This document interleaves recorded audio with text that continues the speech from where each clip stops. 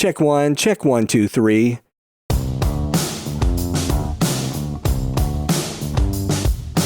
Hey everybody, it's Michael Helms, also known as Michael the Sound Guy, and this is the Location Sound Podcast. You know, each episode we talk with location sound mixers, boom ops, and other industry pros about the various aspects of recording sound on location, whether it's for feature and independent films, TV commercials, interviews, any time where dialogue from actors is recorded. I started my career in the recording studios in New York City with some of the big artists back in the day, and later on projects for networks like HBO, Sci-Fi Channel, and the Cartoon Network. As time went by, I got out of the studio and began working in production sound. Whether you're a seasoned veteran or just starting out, thanks for joining us. Welcome back to the Location Sound Podcast. My returning guest today was last on the show in 2019 on episode 25. He is the CEO and owner of Halter Technical. Please welcome back Doc Justice. Hey, thanks for having me back. Happy to be here. Welcome. Oh, so much has changed since the before times, huh? Absolutely. So, actually, to get started, for our listeners who may not have heard our last interview, give us an overview of Halter Technical. Yes. So, Halter Technical, we are known for our headphones and headsets that are built for production use. Our headphones can be seen behind the scenes of many of your favorite movies and TV shows on the heads or necks of directors, executive producers, script supervisors, people at Video Village. We even have headphones and headsets built specifically for the talent too. So we make the headphones that the other companies that are focused on music don't even know to offer. We build headphones for us. Now, when I guess we last spoke, you had I think 3 different versions, and what's changed since then? I think just about our whole product catalog has changed since 2019. We have updated the Scene Monitor headphone. That is the one built for Video Village for clients and agents and Scripty and such. We've updated that with new model that's actually been updated a few times over with updated ear pads, make it more comfortable, make it more reliable. That headphone is now currently our best seller since it is inexpensive and also sold in a 10-pack. So productions can just buy 1 or 2 10-packs and be able to cover everybody for the new season of a show or at the opening of a feature. We introduced the Elite Monitor, which is built specifically for those elite people on set, the directors and EPs, and people who need something more substantial to listen to, but aren't exactly gentle with their gear. This is the headphone for, people that play with the connector and swing it over their head and treat it like it's rope licorice. Okay. We've also introduced Microsone, our earwig solution for the talent, and we have a couple of new products that have just come out in the past month that I'm excited to talk about even more. Yeah, let's talk about some of those things. So a breakdown of the Microsone product for us. Yeah, Microsone is an incredible new take on the earwig for on-screen or on-stage talent to be able to monitor audio as discreetly as possible. Our solution consists of a very tiny Bluetooth earbud and a transceiver belt pack, which we call the control pack. The control pack receives a signal from any analog FM transmitter, no matter what brand. So you can use your existing Lectro or Sennheiser or even Comtech transmitters, since it works in both UHF and VHF. So that gives you your long-range transmission from your transmitter to the control pack, and the control pack relays that audio via Bluetooth up to the user's ear. Okay. So it is a totally different take on the proprietary 2.4 gigahertz earwigs that people are used to. So you could send audio playback, you could send director comments. Yep, feed an actor or actress their lines, have them sing to playback without bleeding over any other dialogue. There is a myriad of use cases for it. Okay. Did I see, too, that it comes in a couple different colors as well? It does. It comes in a light skin tone and a dark skin tone. And because it is a totally sealed unit, there's no battery doors or buttons or any plastic sticking out of it. You can also go ahead and paint it with makeup to completely match the flesh of the wearer. And I also saw that it comes in a pack of 2, so you can have one charge and switch one out if needed? Yeah, the Microsone earbud itself has a built-in rechargeable lithium-ion battery that charges in a case, sort of like AirPods, and it does come in a pair of them. They function as individual mono headphones, and each pair with the control pack separately, so that way you can hot swap between the two, or you can have 2 people monitoring the same feed. But you'll always have, if you're hot swapping between them, you'll always have one charged and ready to go. There's also a display on the charging case that shows you the charging status of each Microsone and the percentage of battery in the case itself too. I think the average person would be very surprised to learn how many productions are using in-ear monitors for the talent, no matter if it's scripted or unscripted. It is virtually all productions of a certain size these days. Well, let's move on to Pico. Pico is brand new, and I'm very excited about this. We just launched the Pico Advanced Stealth Headset. This is the most invisible wired headset you have ever seen. It features the smallest earbud section any headset has ever featured.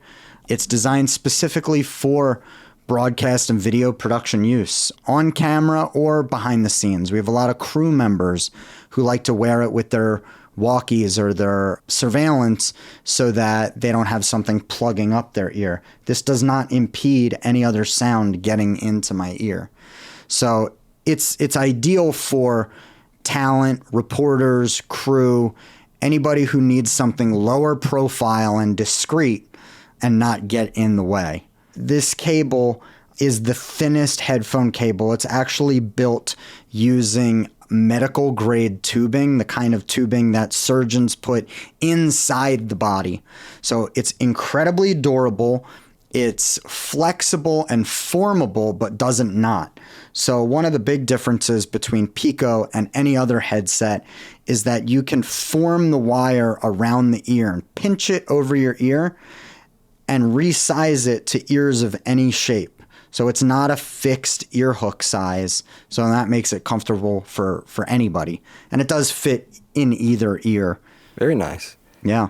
Okay, so what is Wild Tracks? Wild Tracks is the newest Halter Technical product, and I'm going to go ahead and call it a revolution in multi-track audio recording software.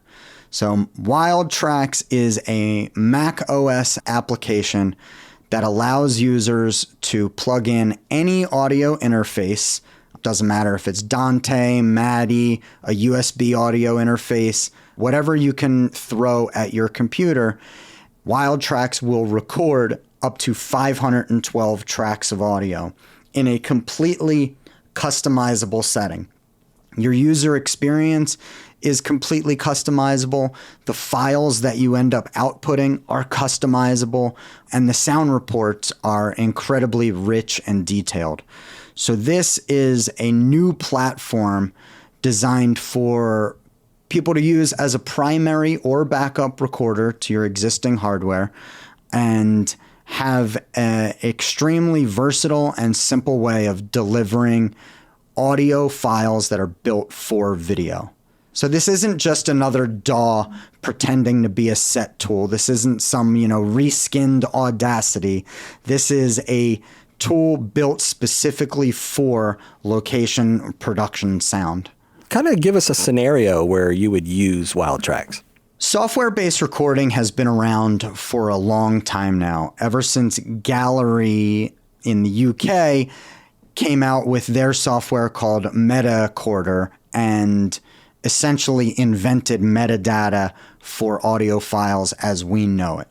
I have used software-based recording in my own career as an audio supervisor in reality TV, particularly for house reality and competition shows where we are getting into large track count and recording 24 hours a day.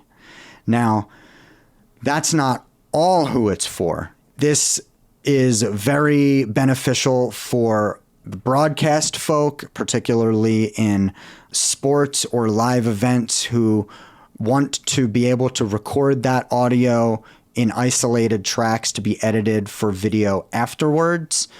They can simply plug into their existing network, their audio over IP network or system that's already running, and record those tracks. It is useful for the small podcaster who's recording just a couple of tracks and wants to be able to take time code based notes and embed those notes into the metadata of those files. So small track count, large track count, it doesn't really matter. This is for anybody who wants more control over the files that they record. Now, is there any kind of EQ or compressors, limiters, those kind of things? Wild Tracks is simply a recording engine as it stands. It is being updated with new features very often. We literally just introduced this product and it's already gone through a couple of upgrades and updates, and there is a full roadmap of features ahead, but it is to be used as the ultimate recording engine, a big file bucket, if you will. What file format is being recorded? Wild Tracks records natively to a WAV file that is in an RF64 wrapper. This RF64 file allows users to customize exactly the length or duration of their recordings. They can limit by file size. It also offers an extended IXML and BEXT chunk of metadata, meaning we can embed a lot of metadata that was previously unavailable to us.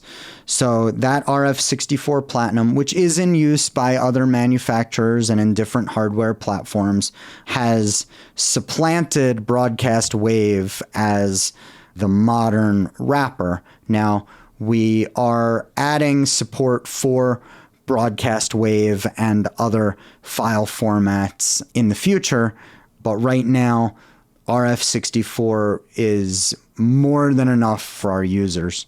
Yeah, one of the reasons Wild Tracks exists is not just to give people a great product and a great experience, but also to be able to broaden the appeal for people. It is available on a no commitment subscription. It is a monthly subscription, not an annual subscription. And the tiers are based on how many channels you need. So at its lowest tier, which can record up to 8 tracks, that costs $10 a month to deploy. So for those who are just getting started, you can get a very powerful recording platform that works with your Mac for $10. And if you have the job that supports that for that month, then great, go ahead and sign up. And if you don't, if you have no work for the month, then you don't need to pay for the software that month. And say the next month you get a job that needs 30 tracks of audio. Well, you can upgrade and downgrade and move your subscription as needed. So the upfront costs are much lower, the barrier to entry is much lower, and the commitment is much lower. So we have a lot of folks who use, let's say, for example, their Sound Devices 8 series or their Kantar, rest in peace, mixers, who sometimes need more tracks than they have. Well, they have Dante built into those hardware recorders already, and they most likely already have a Mac. So being able to upgrade the number of channels that they have and can use is now easier than ever. So I think one big benefit is people can now open themselves up to work that was previously unavailable to them. And they can market themselves in their own communities and markets slightly differently now.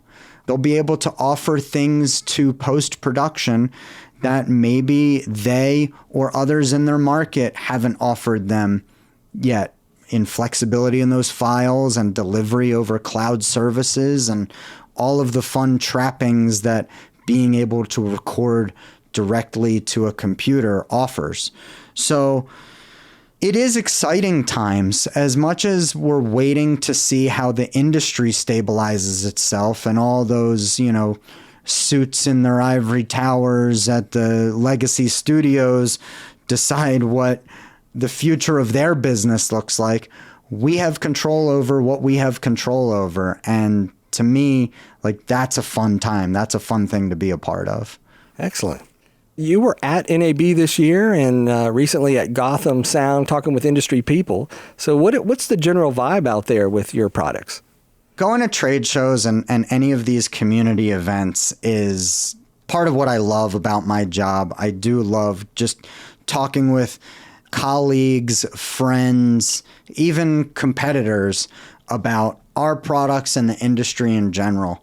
NAB this year was interesting in that we are in uncertain economic times and there's a lot of turmoil and people are generally on their heels when it comes to the future of the industry.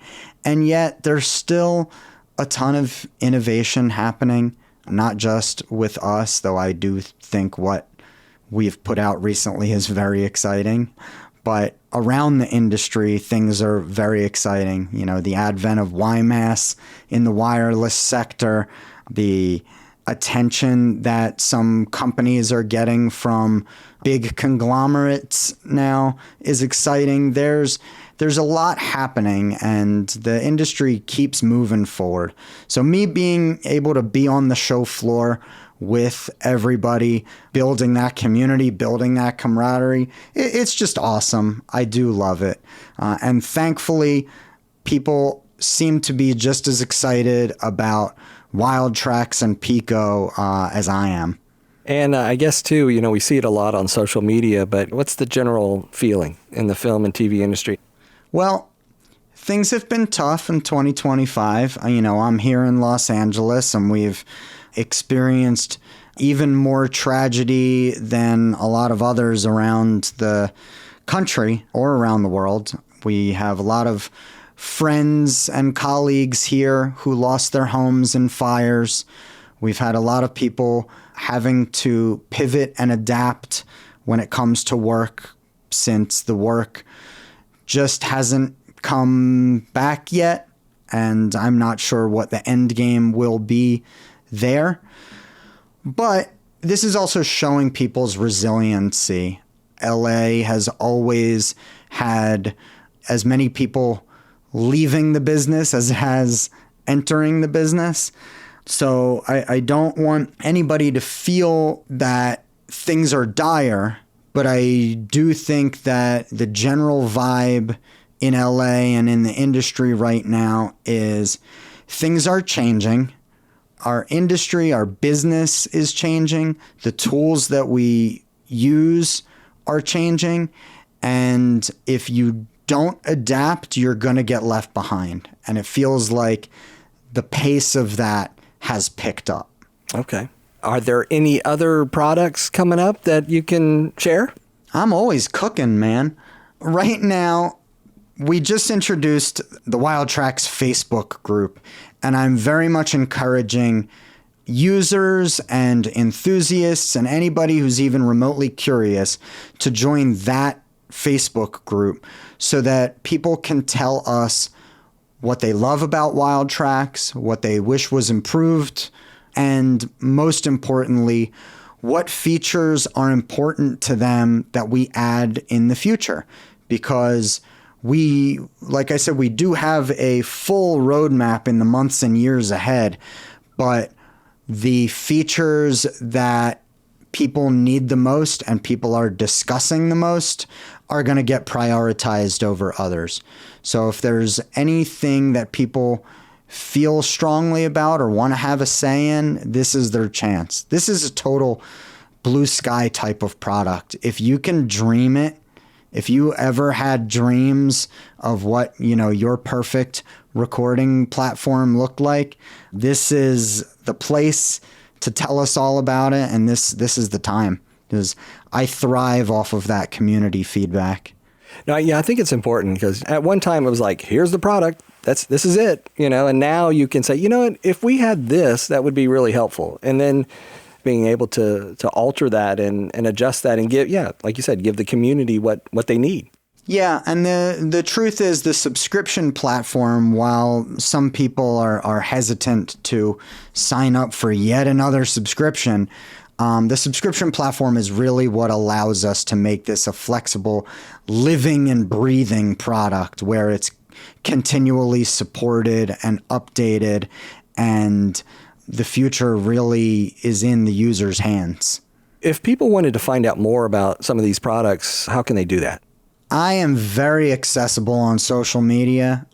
If you found another Doc Justice from Halter Technical online, that's probably still just me. But I encourage people to get in touch with me and stay updated on not only all the happenings from Halter, but all of the educational seminars that I bring to the community, whether it's local in Los Angeles, traveling around from city to city, or sometimes online.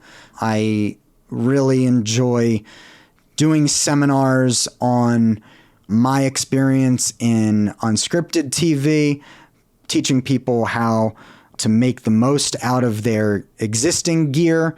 And this is something I bring around the country. So if anybody has any specific interests in a seminar that they might want to see from me or Halter, or if they're interested in bringing any one of our existing seminars to their area, reach out to me. Go on haltertechnical.com. Reach out to me on Facebook or Instagram. I will write back. So reach out to me in any way you can. I'll be there. All right. Well, Doc, thanks again for coming back on the podcast and kind of catching us up on what Halter Technical is doing in the industry. And we look forward to seeing those products out there. I always love talking with you. Hopefully it's not another 6 years before we do it again. Exactly. I'd like to say thanks to everyone for listening. If you have questions, send an email to locationsoundpodcast@gmail.com. The Location Sound Podcast is part of the Audio Podcast Alliance, featuring a hand-picked selection of the very best podcasts about sound. Be sure to hear the latest episodes from our friends in the community at audiopodcast.org. Until next time, remember, sound is half the picture.